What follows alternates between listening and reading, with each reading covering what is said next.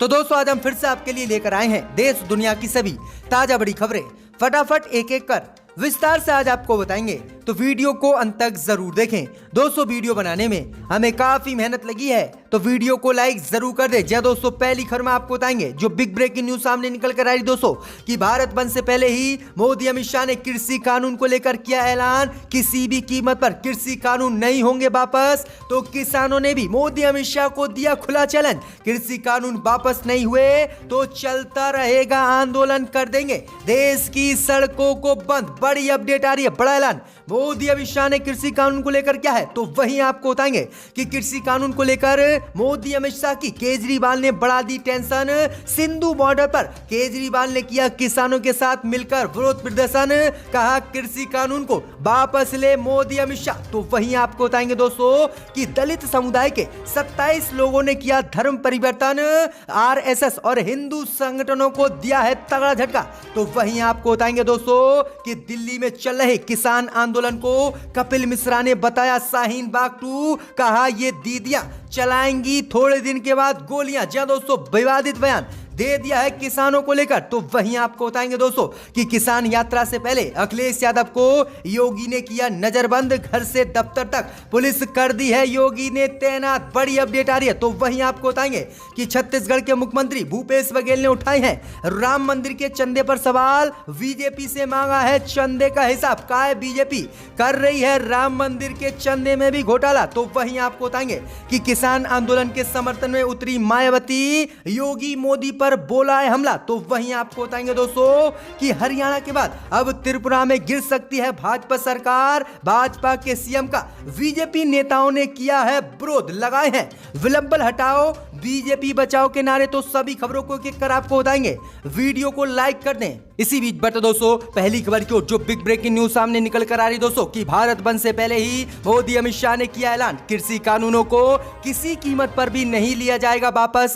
तो भड़क उठे हैं किसानों ने मोदी अमित शाह को दिया खुला चैलेंज, कृषि कानून वापस नहीं हुए तो चलता रहेगा आंदोलन। जी दोस्तों, आपको बता दें ये बड़ी खबर सामने निकल कर आ रही दोस्तों कि पिछले 11 दिनों से कृषि कानून को लेकर केंद्र की मोदी सरकार का लगातार किसान विरोध कर रहे हैं और मोदी सरकार के बनाए गए तीनों नए कृषि कानूनों को वापस लेने की मोदी सरकार से किसान मांग कर रहे हैं। इसी बीच खबर सामने निकल कर आ रही कि किसानों और मोदी सरकार के बीच 5 दिसंबर को बातचीत हुई। ये बातचीत ही बेनतीजा निकली, जिसके बाद किसान संगठनों ने 8 दिसंबर को भारत बंद का ऐलान किया। वहीं आपको बता दें कि भारत बंद के ऐलान के बाद आज मोदी अमित शाह ने कृषि कानून को लेकर बड़ा ऐलान किया है। मोदी अमित शाह ने साफ कहा है कि कृषि कानूनों को किसी भी कीमत पर वापस नहीं लिया जाएगा। मोदी अमित शाह ने कहा है कि किसानों की मांग के अनुसार कृषि कानून में सिर्फ संशोधन किया जा सकता है, लेकिन इन कानूनों को वापस नहीं लिया जाएगा। वहीं आपको बता दें कि मोदी अमित शाह के इसी बयान के बाद भारतीय किसान भड़क गए हैं और किसानों ने मोदी अमित शाह को खुला चैलेंज दे दिया है कि अगर कृषि कानून वापस नहीं हुए तो हमारा आंदोलन चलता रहेगा और हम किसी भी कीमत पर पीछे नहीं हटेंगे। वहीं किसानों ने कहा है कि मोदी सरकार को हर कीमत पर कृषि कानून को वापस ही लेना होगा, नहीं तो वह संसद का घेराव करेंगे और भारत की सभी सड़कों को बंद करेंगे। तो ये बड़ी अपडेट आ रही दोस्तों कि भारत बंद से पहले ही मोदी अमित शाह ने खुला ऐलान कर दिया है कि कृषि कानूनों को किसी भी कीमत पर वापस नहीं लिया जाएगा। इसी बीच बट दोस्तों अगली खबर की ओर तो कृषि कानून को लेकर केजरीवाल ने बढ़ा दी मोदी अमित शाह की टेंशन। सिंधु बॉर्डर पर किसानों के साथ प्रदर्शन करने पहुंचे अरविंद केजरीवाल, कहा है किसानों को है आम आदमी पार्टी का पूरा समर्थन। जी दोस्तों, आपको बता दें कि पिछले 12 दिनों से लगातार विरोध प्रदर्शन कर रहे किसानों को आज अरविंद केजरीवाल ने अपना समर्थन दे दिया है। दिल्ली के मुख्यमंत्री अरविंद केजरीवाल आज सिंधु बॉर्डर पर किसानों से मिलने गए। किसानों के साथ बैठक में मोदी सरकार के तीनों कृषि कानूनों का अरविंद केजरीवाल ने विरोध किया है और सिंधु बॉर्डर पर किसानों के साथ अरविंद केजरीवाल भी अब डट गए हैं, जिसके बाद मोदी अमित शाह की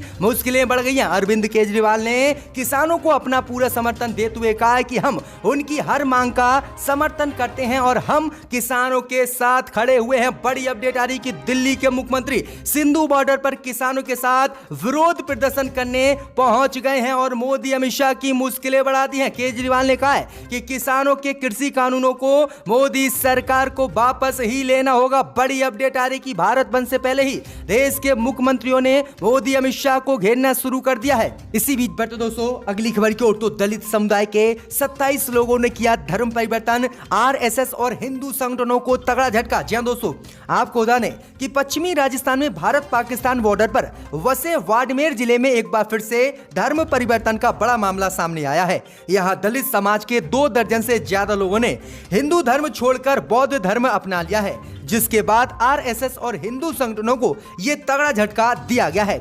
इसके लिए बाकायदा दलित समुदाय ने एक समारोह का आयोजन किया है। इस समारोह में बौद्ध भिक्षुओं ने शिरकत की। विधि विधान से दलित समुदाय के लोगों ने बौद्ध धर्म को अपनाया और हिंदू धर्म को छोड़ दिया है। वहीं आपको बता दें कि धर्म बदलने की वजह दलित समुदाय ने बताई है कि हिंदू धर्म में उनका अपमान किया जा रहा है, उन्हें नीचा कहा जाता है, इसीलिए उन्होंने इस धर्म को छोड़ दिया है और बौद्ध धर्म को अपनाया है। बड़ी अपडेट आ रही है, बड़ा झटका आरएसएस और हिंदू संगठनों को यह दलित समुदाय ने दिया है।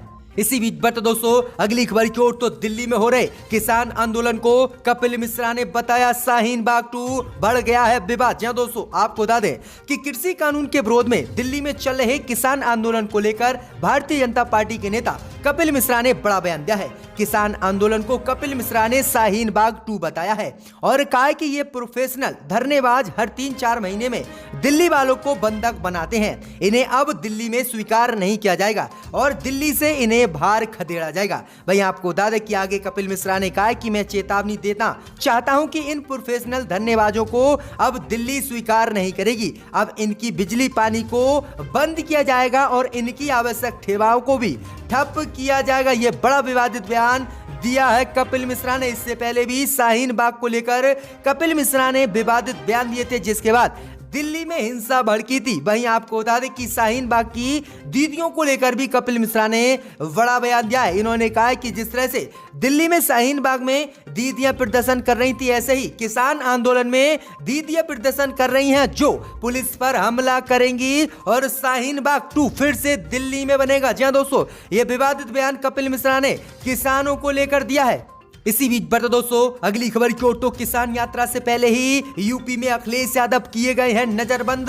घर से दफ्तर तक बैरिकेडिंग, समाजवादी कार्यकर्ताओं को पुलिस ने किया है अरेस्ट। जी हां दोस्तों, आपको बता दें ये बिग ब्रेकिंग न्यूज सामने निकल कर आ रही है कि देश में किसानों का प्रदर्शन उग्र हो गया है और उत्तर प्रदेश के पूर्व मुख्यमंत्री और समाजवादी पार्टी के राष्ट्रीय अध्यक्ष अखिलेश यादव को उनके घर पर आज नजरबंद योगी सरकार ने कर दिया है। उनके घर के आसपास की सभी सड़कों को सील कर दिया गया है और भारी पुलिस फोर्स को योगी सरकार ने अखिलेश यादव के घर तैनात कर दिया है। अखिलेश यादव ने किसान यात्रा निकालने का कल ऐलान किया था और अब आरोप है योगी सरकार पर कि उन्हें इस यात्रा में शामिल होने से रोकने के लिए अखिलेश यादव को उनके घर नजरबंद किया गया है। भाई आपको बता दें कि उनके कार्यकर्ताओं को भी पुलिस ने थाने में अरेस्ट किया है और किसी भी कीमत पर किसान यात्रा को रोकने के लिए यह षड्यंत्र योगी सरकार ने रचा है। तो यह बड़ी अपडेट आ रही कि किस तरह से अब योगी सरकार विरोध भी प्रदर्शन नहीं करने दे रही है उत्तर प्रदेश में। इसी बीच बढ़ते दोस्तों अगली खबर की ओर तो छत्तीसगढ़ के मुख्यमंत्री भूपेश बघेल ने उठाए राम मंदिर के चंदे पर सवाल। बीजेपी से मांगा है चंदे का हिसाब। जहां दोस्तों आपको बता दें कि उत्तर प्रदेश के अयोध्या में राम मंदिर निर्माण का कार्य तेजी से किया जा रहा है, वहीं राम मंदिर निर्माण को लेकर चंदा भी इकट्ठा किया जा रहा है। इसी बीच छत्तीसगढ़ के मुख्यमंत्री भूपेश बघेल ने राम मंदिर निर्माण को लेकर एकत्रित किए जा रहे चंदे पर अब सवाल खड़े कर दिए हैं। भूपेश बघेल ने भारतीय जनता पार्टी से राम मंदिर निर्माण के लिए इकट्ठा किए जा रहे चंदे का हिस्सा मांगा है। भूपेश बघेल ने कहा कि भारतीय जनता पार्टी को अयोध्या में राम मंदिर निर्माण के लिए एकत्रित किए गए चंदे का हिसाब देना चाहिए। उन्होंने कहा कि बीजेपी को पहले उस पैसे का हिसाब देना चाहिए जो उन्होंने शिलान्यास से पहले चंदे के तौर पर इकट्ठा किया था, उसके बाद और जो चंदा आया है उसका हिसाब देश की जनता को देना चाहिए। वहीं आपको बता दें कि राम मंदिर निर्माण में लगभग 150 से 200 करोड़ रुपए का खर्च आ रहा है और इसी को लेकर अब उन्होंने चंदे पर सवाल उठाए और कहा कि भाजपा बताए कि अब तक राम मंदिर के लिए कितना चंदा देश से इकट्ठा हुआ है। इसी बीच बढ़ते दोस्तों अगली खबर की ओर तो किसान आंदोलन के समर्थन में उतरी मायावती, योगी मोदी पर बोला हमला। भारत बंद का भी किया है मायावती ने समर्थन। जी दोस्तों, आपको बता दें कि किसान आंदोलन को 10 दिन से ज्यादा हो गए हैं और अब राजनीतिक दल भी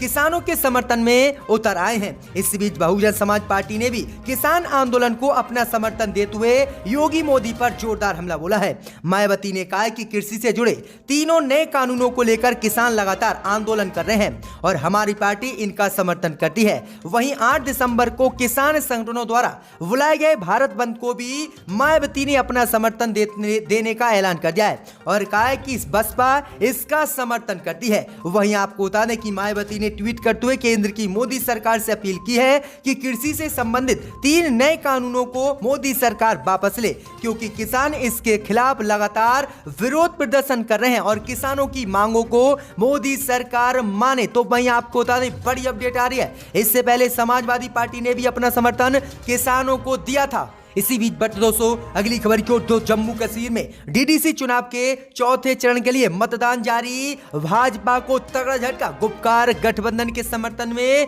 डाले जा रहे हैं जबरदस्त वोट। जय दोस्तों, आपको बता दें कि जम्मू कश्मीर में जिला विकास परिषद यानी डीडीसी चुनाव के लिए मतदान जारी है। सोमवार को चौथे चरण के लिए कुल 34 सीटों पर वोट डाले जा रहे हैं। आज के मतदान में 17 सीटें कश्मीर और 17 जम्मू कश्मीर के डिवीजन में है। भाई आपको बता दें कि इस बार मतदान में जबरदस्त वोट गुपकार गठबंधन को मिल रहे हैं और 34 सीटों में से लगभग 30 सीट गुपकार गठबंधन को इस बार मिलने वाली है। वहीं आपको बता दें कि शुरू से ही मतदान में भाजपा को तगड़ी गिरावट मिली है और भाजपा का जम्मू कश्मीर के चौथे चरण के मतदान में सुपड़ा साफ होता दिखाई दे रहा। तो ये बड़ी अपडेट आ रही है, जबरदस्त गुपकार समर्थन के वोट पड़ रहे हैं। इसी बीच पर तो दोस्तों अगली खबर की ओर, तो नेपाल को हिंदू राष्ट्र बनाने के लिए सड़कों पर उतरे लोग। केपी शर्मा ओली ने अनन फनन में की है बैठक। जी दोस्तों, आपको बता दें कि कोरोना संकट के बीच शनिवार को नेपाल की राजधानी काठमांडू में जबरदस्त विरोध प्रदर्शन देखने को मिला।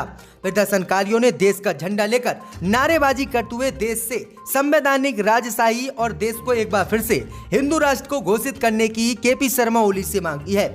लोगों का दावा है कि इससे एक बार फिर से देशवासियों में एकता आ सकती है। वहीं आपको बता दें कि विरोध प्रदर्शन को देखकर नेपाल के प्रधानमंत्री केपी शर्मा ओली ने अनन फनन में बैठक बुलाई और इस मामले को लेकर बैठक की है। देखते हैं कि इस मामले पर क्या बातचीत हुई है और आगे आपको बताएंगे। इसी बीच बढ़ते दोस्तों अगली खबर की ओर, तो मोदी अमित शाह के डर से कृषि कानून के खिलाफ भारत बंद में शामिल नहीं होगा।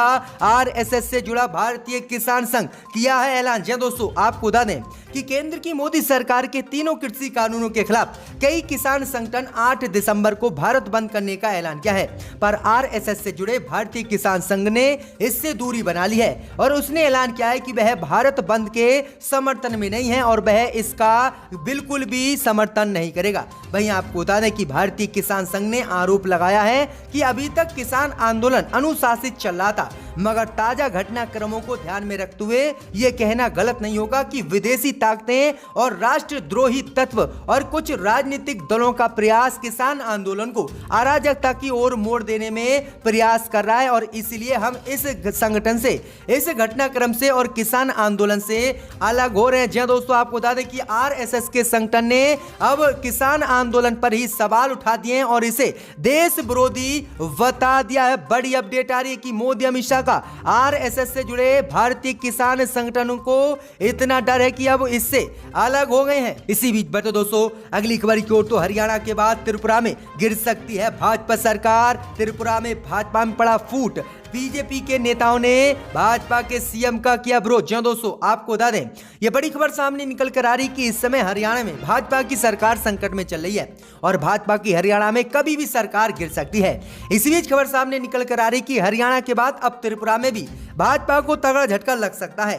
त्रिपुरा की भाजपा सरकार में भी फूट पड़ गई है और भाजपा के मंत्रियों ने ही त्रिपुरा में भाजपा के मुख्यमंत्री विलब्बल देव का विरोध किया है। दरअसल आपको बता दें कि त्रिपुरा के मुख्यमंत्री और बीजेपी के वरिष्ठ नेता विलब्बल देव के खिलाफ उनकी पार्टी में ही विरोध के स्वर मुखर हो रहे हैं। रविवार को एक बैठक के दौरान बीजेपी कार्यकर्ता और नेताओं ने अगरतला में पार्टी के शीर्ष नेताओं के सामने विलब्बल हटाओ बीजेपी बताओ जैसे नारे लगाए, जिसके बाद पूरे देश में ये चर्चा हो रही है कि कभी भी त्रिपुरा में भाजपा की सरकार गिर सकती है और सीएम का भाजपा के त्रिपुरा में ही बीजेपी नेताओं ने विरोध किया है। बड़ी अपडेट आ रही है। इसी बीच बढ़ते दोस्तों अगली खबर की ओर, तो नए संसद भवन को बनवाने को लेकर मोदी को सुप्रीम कोर्ट से तगड़ा झटका। सुप्रीम कोर्ट ने नई संसद बनवाने पर जताई नाराजगी, निर्माण कार्य पर लगा दी रोक। जी दोस्तों, आपको बता दें ये बड़ी खबर सामने निकल कर आ रही दोस्तों कि नए संसद भवन के निर्माण को लेकर दायर कई याचिकाओं पर सुप्रीम कोर्ट ने सोमवार को सुनवाई की। सुप्रीम कोर्ट ने मोदी को झटका देते हुए नए संसद भवन के निर्माण पर रोक लगा दी। वहीं आपको बता दें कि 10 दिसंबर को मोदी सरकार संसद भवन के निर्माण की भूमि पूजन का शिलान्यास करते, इससे पहले ही सुप्रीम कोर्ट ने इसके निर्माण पर रोक लगा दी और मोदी को तगड़ा झटका दिया है। जी हां दोस्तों, आपको बता दें कि याचिकाओं पर सुनवाई करते हुए सुप्रीम कोर्ट ने कड़ा रुख अपनाते हुए कहा है कि जब तक सर्वोच्च न्यायालय कोई फैसला ना सुना दे तब तक कोई निर्माण कार्य या तोड़ाताड़ी नहीं होनी चाहिए। अदालत ने सॉलिसिटर जनरल से पूछा है कि आपने प्रेस विज्ञप्ति जारी कर निर्माण की तारीख तय की, इस पर आगे कोई काम नहीं होना चाहिए। हमें शिलान्यास से कोई परेशानी नहीं है, लेकिन किसी तरह का निर्माण नया नहीं होना चाहिए। जी हां दोस्तों, आपको बता दें कि 10 दिसंबर को मोदी निर्माण कार्य शुरू करते और भूमि पूजन का कार्य करते, लेकिन इससे पहले ही सुप्रीम कोर्ट ने मोदी के इस कार्यक्रम पर पानी फेर दिया और निर्माण पर रोक लगा दी। तगड़ा झटका सुप्रीम कोर्ट ने मोदी और अमित शाह को यह दिया है।